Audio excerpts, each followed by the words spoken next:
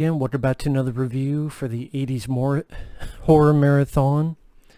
And this time I'm talking about To All a Goodnight. Now, To All a Goodnight, like I said, came out in 1980 and it's directed by David Hess. Now, David Hess was the star of Wes Craven's Last House on the Left. And he did some of the music for that movie as well. He had been in other films like Swamp Thing, House on the Edge of the Park. And I believe this might have been the only time he actually got to direct a film. Now, the movie takes place at this school called Calvin Finishing School for Girls.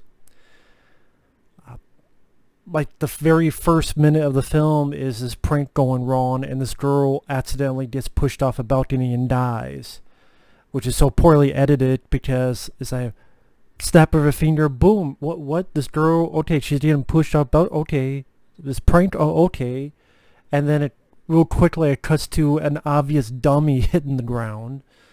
So I'm like, oh, this is a great way to start. This laughable dummy, and then I'm like, before I even chance to take a breath, like the fucking break goes on, and then we're into the opening credits. I'm like, Jesus, this film is going fast. This might be a fast-paced film. Wrong. This film is a weirdly paced movie, which I'll get to. And this is a film that's not like an epic rant. It's not like one of the worst films I've seen. It's just very inept.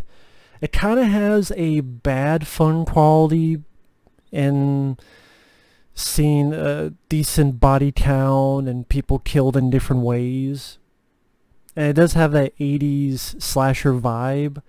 But there's just so many other better 80s slasher films, whether it be My Bloody Valentine, the Friday the 13th films, Nightmare on Elm Street films, Terror Train. Even more thriller like Road Games, or more fun like April Fool's Day, or more stylish like Intruder. I mean, you have these 5 girls that this is 2 years later after the incident at the beginning. 5 teen girls that are going to stay at their finishing school for girls for Christmas. And they give like a sedative to their house mother, and they invite a couple boyfriends over. It's funny, this is Christmas time, but there's no snow. I don't even think there was snow in the entire film, but it's Christmas time. The dialogue is bad. I mean, you have lines like, or are we going to sit here until we start laying eggs?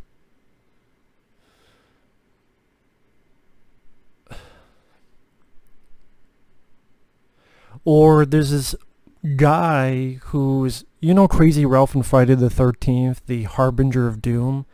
They have a guy like that who is also called Ralph. I'm like, wow, a guy warns people called Ralph.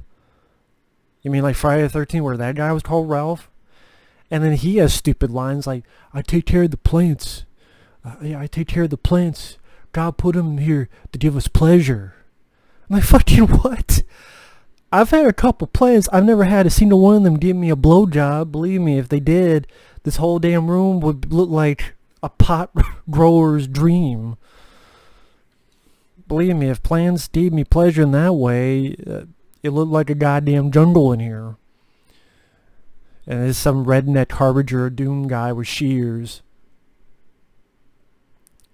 I mean, the lighting in the film is bad, maybe because most copies you can find is a bad VHS quality, although this did get a Blu-ray, and I did not see that quality.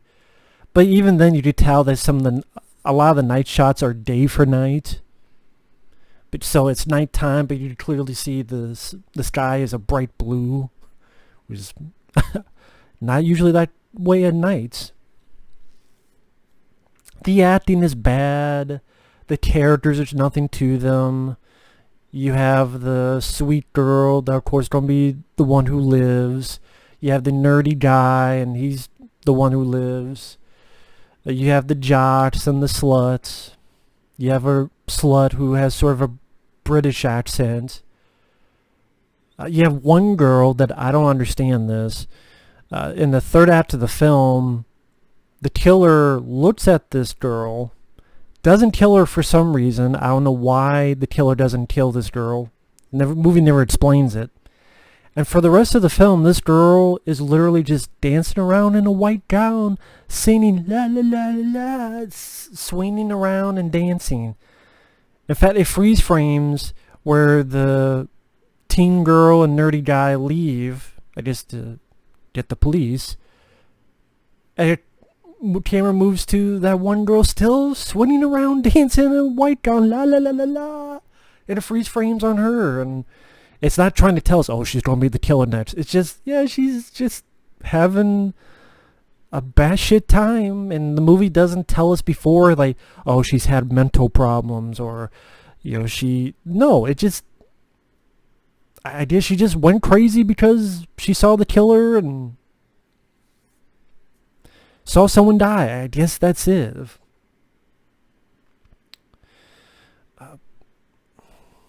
The kills, I mean, for me, they were fun to watch. I mean, there's a decent amount, and trying to remember the amount of body count. I mean, some get killed off screen, but you have like this one girl that walks and gets stabbed in the chest, which is very awful directing, because when she walks, she's kind of walking, and all of a sudden a knife, and I'm like, well, wait a minute, her eye and body are here in this open space outside. She's walking. Wouldn't she see a person coming at her? It's like the screen itself of the TV hid the killer from this victim, and like the killer went, hey, I'm off the TV screen, now I'm here, and now I kill you, and with a knife to the chest. Where, again, she's staring right in front. I'm like, wouldn't she see the killer? What do I know? One person gets their throat slit. One guy's killed with, I think, like a rock to the head. A couple's having sex. One person gets shot through the head with an arrow. And then one girl gets decapitated. And in that scene where the killer kills that couple, the killer is literally wearing like a suit of armor, like a knight. But for the rest of the film, the killer wears a Santa suit. So yes, a Santa suit wearing killer before Silent Night, Deadly Night.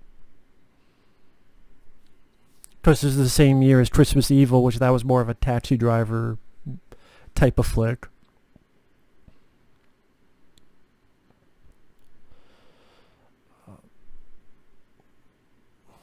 I'm trying to think the other kills.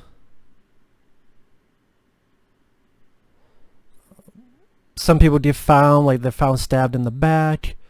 One person gets a how you pronounce it? Garrote? Like a wire where the killer, I guess, is hiding in the fucking tree or whatever, lowers her down, wraps around the guy's neck, pulls up, and of course the wire goes into his neck. This one woman, she runs off to this airstrip with this airplane, and it's one of those airplanes with the propeller in the front, and like a small plane. And she can't get it to work, and the technicians look at it, and they're both right in front of the propeller.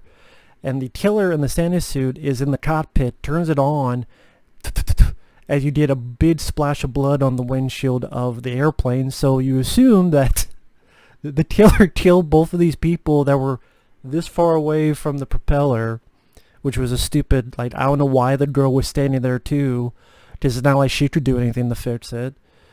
And, you know, I'm like, that's a weird death scene. I've never seen it before in a slasher film, but it's weird. And so I just see people enjoying this in a kind of a fun, bad way. But, I mean, this movie has weird pacing. Because, like I said, at first I thought this was going to be a fast-paced film because, like, by the 1 minute mark, we've already had the prank that gone on. This girl accidentally pushed off. You see the fucking dummy fall. And then opening credits. And then, like, 6 people die in the first 30 minutes. I'm like, Jesus, 6 people die in 30 minutes? Okay. But then for, like, the next 30-some minutes, nothing happens. And it's just, Where are they? We don't know where they're at. Oh, we found the Ralph guy. Might as well be Crazy Ralph because his name's Ralph in this movie. Dead with blood on his face. Cop comes by. They go, hey, there's someone out here killing people. So even though the kids know, they go out and wander the fucking halls by themselves or wander off by themselves to take a shower, even though you found a dead body on campus who was clearly murdered. This is why in most slasher films and most like Friday the 13th films and such, you don't find out who the killer is till the third act. Because if you did it earlier, people would think, well, these people are fucking stupid for standing around with a thumb up their ass and a grin on their face instead of getting the fuck out of Dodge and maybe going to Tahiti and get some titties. Instead they got dead because they're fucked in the head by stupidity. And then the twist, you find out that the killer, I believe, was the house mother, because she was the mother of the girl that died in the beginning. And even the lead girl was like, I wasn't even here last year. And her death, that house mother, that killer's death is stupid because she's approaching the lead girl on the balcony with a knife. Then it cuts to a flashback of what we saw at the beginning, the girl falling off. Then all of a sudden, the house mother has landed on the ground dead. And the movie never shows us how that happened. Did the lead girl flip her over Steven Seagal style? Did the killer trip on her titties? Like, what? How did that happen? She died via flashback? Like, literally, I guess she was approaching our female lead, and the killer was blinded by flashback, so she couldn't see where she was going, and she tripped over and fell to her death. It might as fucking well be, because that's what it looked like to me. If you've seen the film, you could explain it to me, please. Holy shit. And David Hess, may he rest in peace. He was great in Last House on the Left. I liked some of his music, but he was not a good director in this. This is a very poorly directed film. Oh, and I said the twist, there's another twist. There's two killers.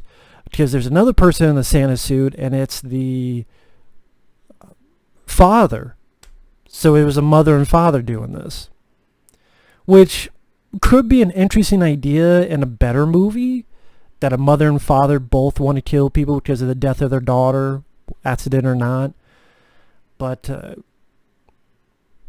again, that twist could be interesting, and the kills were fun to watch because of the variety of it. And like I said, it ends with the nerdy guy. He shoots that killer with a crossbow. The nerdy guy and the girl leave, and the one girl still keeps singing and dancing for whatever the fuck reason that is. I don't get it myself. So like I said, it's poorly lit, day for night shots, piss poorly edited. Like the death of the female killer, again, she's walking towards the girl on the balcony, cut to a flashback of the scene we saw at the beginning, then cut to, boom, she's landed on the ground to her death. How, again, terrible pacing. First 30 minutes you have 6 deaths, then that's 30-some minutes you have really nothing happening other than a lot of padding and wandering around the house and padding and wandering around the house some more and more padding of them talking when they should be getting the fuck out of there. Where are they? What if they're hurt? Now they're probably just fucking around, even though you found a dead body and that's why a cop was there. You have terrible dialogue. You don't give a shit about the characters. It's a pretty damn bad slasher film. Like I said, maybe you can enjoy it on a trashy bad fun, but at the same time, I would never see this film again. I don't think I'm harping as much. People are like, really? I've seen much worse slasher films. Terror on Tour is a worse slasher film. Final Exam is a much more boring film, because at least this film has some blood. Final Exam doesn't have shit. Which I'll get to that piece of shit. I think that was 1980. Wasn't that 80? Was that 80, 81? I think that was 81. I think it was 81. So I'll get to that piece of shit. Like, I would put Silent Night, Deadly Night. Okay, if you want, like, trashy fun, Silent Night, Deadly Night Part 2 is more fun because of Eric Freeman. This, not really. And then you just, like...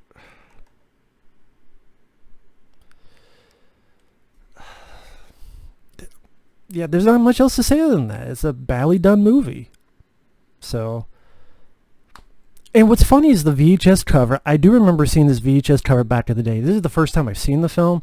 But when I looked at the VHS cover from way back when, I thought this was going to be about like an alien on a campus or some kind of ghost.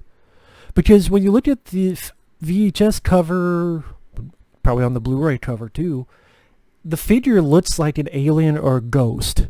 I say ghost because it looks like there's mist behind him and maybe he's haunting this campus, or it looks like a bald-headed cue-ball alien. Like, based on that cover, other than To All Goodnight, would you ever think it was a slasher film where a guy's dressed up as Santa? And yeah, Silent Night, Deadly Night did that better, legitimately. Silent Night, Deadly Night Part 2 did that better just because it's more fun in a bad way. But at the same time, I would still rather watch this than Silent Night, Deadly Night 3 or 4 or 5, which I ranted on those when I reviewed all the Silent Night, Deadly Night films, because I have all 5 of those reviewed. Again, the first 2 I liked, 3, 4, and 5, a lot more boring than this. At least this, I was kind of having some laughing at it a little bit, and waiting until the next kill. But yeah, the film is what it is. I don't know what else I can say other than I'll be repeating. But thanks for watching, take care, and we will see you in the next video for another 80s horror film review. Later.